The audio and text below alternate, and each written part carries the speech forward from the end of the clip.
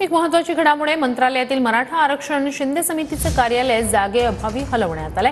शिंदे समितीला लवकरच नवीन दालन दिलं जाणार आहे। मंत्र्यांना बसण्यासाठी दालन नसल्यानंच मंत्रालयातलं हे दालन आता इथून हटवण्यात आलंय।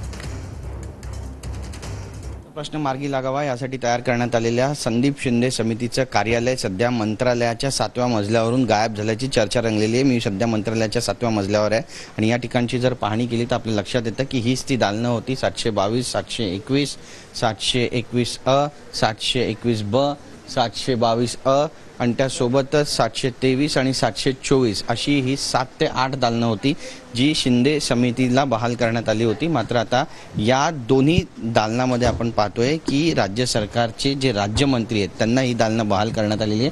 त्यापैकी एक दालन जे आहे ते भाजपच्या राज्यमंत्री मेघनाताई बोर्डीकर यांना बहाल झालेलं आहे, तर दुसरं दालन जे आहे ते इंद्रनील मनोहर नाईक जे राष्ट्रवादी काँग्रेसचे राज्यमंत्री आहेत त्यांना बहाल करण्यात आलेलं आहे। त्यामुळे शिंदे समिती यांना नेमकं दालन आता कुठे देण्यात आलेलं आहे याबद्दलची स्पष्टता अजूनही मिळालेली नाहीये। कॅमेरा पर्सन योगेश गुरवसा, गिरीश गायकवाड, TV9 मराठी, मुंबई।